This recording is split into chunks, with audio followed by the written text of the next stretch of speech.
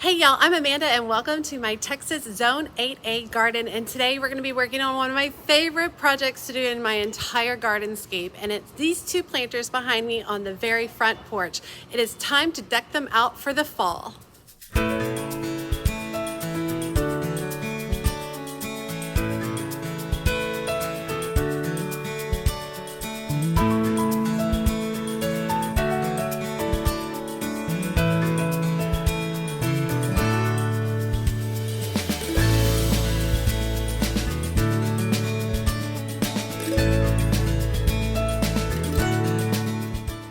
Okay, so basically I have two planters up here. They are matching.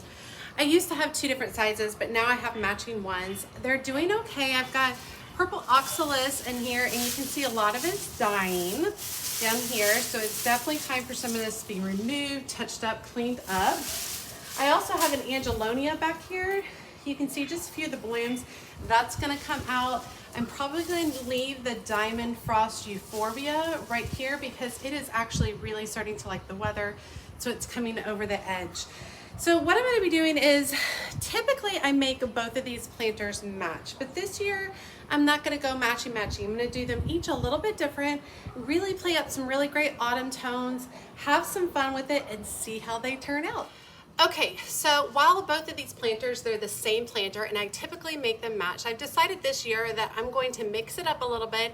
They are not going to be matchy, they are going to be complementary, meaning they're going to have several elements that kind of relate really well to each other, and that way the two planters look like they go together, but they're not exactly the same. So the bold plants I'm going to be starting off with are these Kong coleus that I picked up from Callaway's. Absolutely love them, bold, big, beautiful color. I'm going to be throwing in some pops of orange with this twisted dark orange celosia. I have some additional orange celosia that I do not have a label for, but it's a little bit more of a faded color than this one. I also have some Super Bells Dreamsicles, and these have been suffering a little bit because I overwatered them, but I think getting into them into a pot will help out a whole lot. I also have one of the Super Bells by Proven Winners. This is the double amber still left over, and this one looks like it can drape really well, so this might be really fun to go off the front edge of the planter. I have several purple petunias, and you guys know I was using that back here in this planter. I'm using it in the actual garden itself, and then I will repeat this again in these planters. And having a few elements or colors that you repeat in multiple places throughout your garden space really brings everything together to create a cohesive look. I also have a Better Homes and Gardens fountain grass, and this one says it's a perennial. They're not typically a perennial. It says hardy to zone 9. I might be planting this in the gardenscape next year. This one is called Rubrum minimus fountain grass perennial. So I'll be excited to get that in. I really like the spiky look of it. I think it's super fun and interesting. And hey, if it's going to come back for next year, excellent. Okay, and then lastly, I have this coleus, which I actually got for 50% off, and I bought it because, and I'm sure it's 50% off, it's Proven Winners Color Blades Royal Pineapple Brandy Clays. And it's just become really leggy. So I think that's why they, marked it down and got it out. I actually like the legginess because I like the height in the back, and then I can put something else in the front. So, two different planters. Both of them will have a thriller, so kind of a larger, bolder plant, both with some height, right? That makes sense. They're both going to have some sort of filler. So we've got the coleus right here. All right, you see how this is starting to come together? We've got the darker coleus over here. If I put the green coleus, it blends in a little bit more with the coleus. But if I put the green coleus over here by the darker grasses, you can see that they contrast really well, right? Then they each need an orange tone. I'm gonna put the lighter over here and the darker over here. They both need a spiller. And so these are my spillers. I'm gonna do my dreamsicle over here because my orange is a little more subtle, so give it a little bit more of an orange tone. I'm gonna do my double amber right here, and then I'm gonna backfill both of them with the purple petunias. So this particular variety I think is called Pretty Flora Midnight. I think that's what it is, Pretty Floral Midnight. So on all of these, I'm going to be utilizing flower tone in the containers. I'm going to try to save those shamrocks. Let's see how that goes. I'm going to try to leave in the Diamond Frost Euphorbia, and I'm also going to try to cram in all these other plants. I don't know. Do y'all think I have room? Oh, let's try it out and see. I'm going to put this to some great fall music so you guys just sit back and enjoy.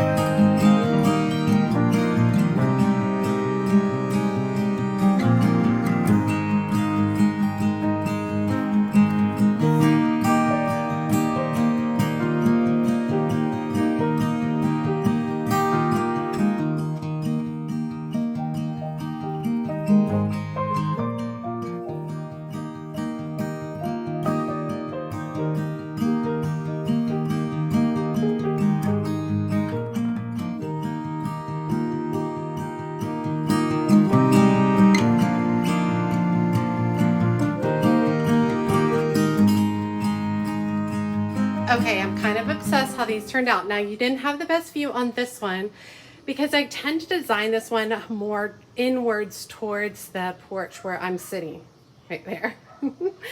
So, and it did have a much larger oxalis shamrock in there.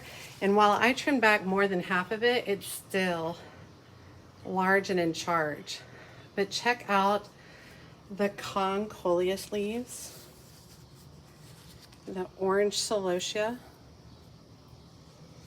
have the pretty floral midnight petunias and the super bell dreamsicles, and then this purple fountain grass in the background.